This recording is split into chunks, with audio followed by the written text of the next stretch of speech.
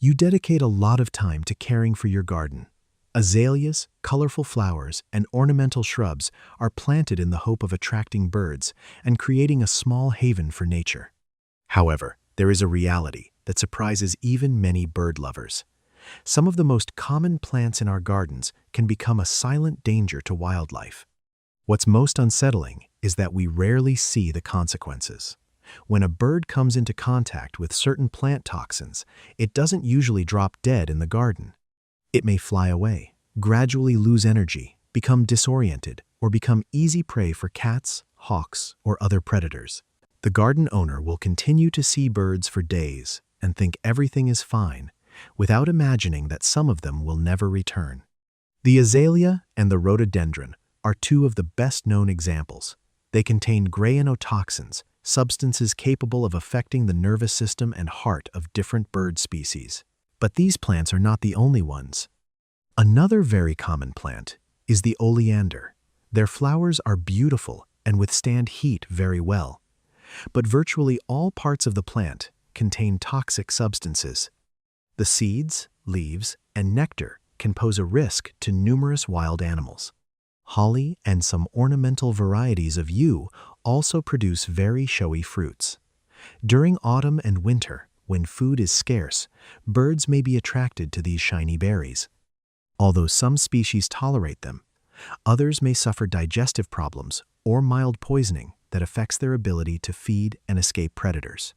Even very popular plants like mistletoe or certain varieties of lantana contain compounds that can be harmful to some birds.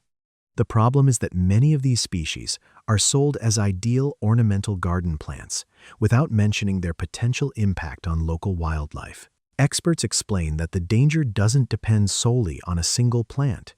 A garden that combines several potentially toxic species can increase the risk to birds, especially during migration or breeding seasons, when they need a large amount of energy to survive. And there is another worrying detail. Birds don't always eat these plants directly.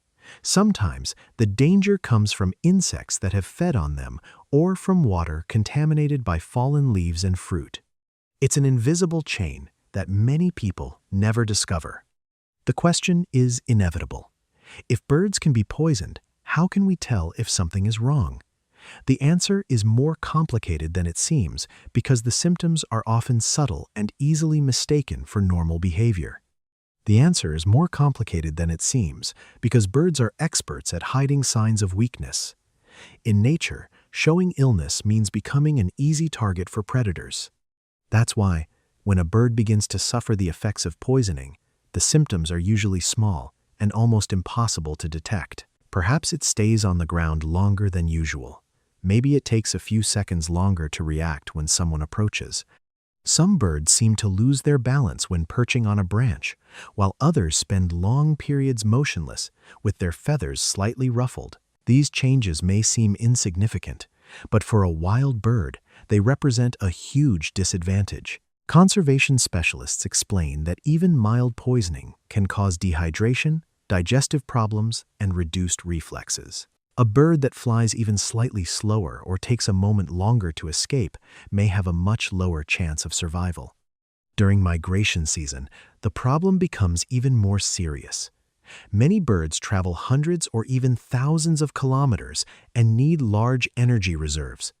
If they consume contaminated food or lose strength due to toxins, completing the journey becomes a much more difficult task. However, plants are not the only risk in our gardens. Often, we humans ourselves increase the danger without realizing it. One of the most common mistakes is thinking that a beautiful garden is automatically a safe garden for birds. Many people choose plants solely for the color of their flowers or the beauty of their fruit, without investigating whether they are suitable for local wildlife. Another frequent mistake is the excessive use of pesticides and herbicides. Although these products are applied to eliminate harmful insects, they also reduce an important food source for many insectivorous birds. Furthermore, some insects survive and accumulate small amounts of chemicals that can then reach birds through the food chain. It is also common to place feeders and waterers near potentially toxic plants. Birds are attracted to the food and water, But at the same time, they spend more time in areas where they may come into contact with contaminated fruits, leaves, or insects. There is also a widespread belief that birds always know what foods to avoid. Although some species recognize certain dangers, many young or migratory birds encounter plants they have never seen before and cannot distinguish which are safe and which pose a risk. The good news is that these problems have a solution. Experts say it is not necessary to remove the entire garden. In reality, a few well-thought-out changes can turn an ornamental space into a true haven for wildlife. And here an even more interesting question appears.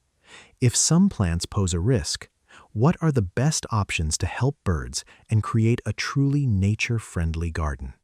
The answer may surprise many people. Conservation experts say the best garden for birds is not necessarily the most colorful or the one with the most exotic plants. In most cases, the most beneficial gardens are those that use native species, plants that have coexisted with local birds for thousands of years. These plants produce fruits, seeds, and nectar that are part of the natural diet of many species. They also attract a wide variety of insects, an essential source of protein for adult birds and especially their young during the breeding season. Native bushes also offer shelter from predators and safe places to build nests. While some ornamental plants only provide visual beauty, native species fulfill several functions at the same time and help maintain the balance of the ecosystem. Specialists recommend including a mix of native trees, shrubs, and flowers to provide food year-round. Some species produce flowers in spring, others fruit in summer, and many retain seeds during fall and winter when food is scarce. Water also plays a fundamental role. A small container of clean water can attract numerous birds to drink and bathe.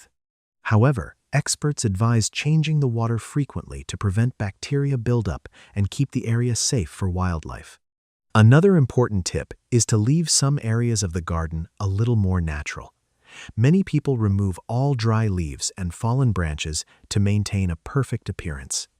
However, these small corners provide shelter to beneficial insects that serve as food for birds.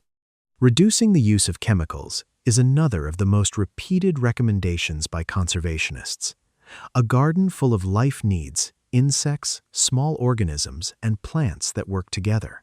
The more natural the environment, the better the bird's chances of survival. Interestingly, creating a bird-friendly garden does not usually require large investments. Often, it is enough to plant a few native species, provide clean water, and avoid unnecessary use of pesticides. They are small changes that can make a huge difference. Scientists explain that even small gardens can act as rest stations for migratory birds.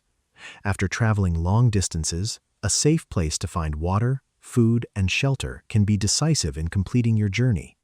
Every planted tree, every native shrub, and every clean water source helps form a network of small, connected shelters. It may seem like an insignificant action, but when thousands of people do the same thing, the impact on bird populations can be extraordinary. And perhaps the best news of all is that protecting birds also benefits our own garden. Birds help control insects, disperse seeds, and contribute to maintaining the natural balance of the environment. Taking care of them means taking care of the entire ecosystem that surrounds us. But there is still one last question. What can we do, starting today, to make our garden a truly safe place and help protect birds for future generations? But perhaps the most surprising fact of all is that protecting birds does not require great sacrifices. Conservation experts say even a small garden can become a haven for wildlife if a few simple decisions are made. The first step is to observe the space we already have. Instead of thinking only about the most striking flowers or the most decorative shrubs, we can choose plants that provide food and shelter for local birds. Little by little, replacing the highest risk species with native plants is one of the most important recommendations of specialists. Clean water can also make a huge difference. A shallow waterer or small fountain offers birds a safe place to drink,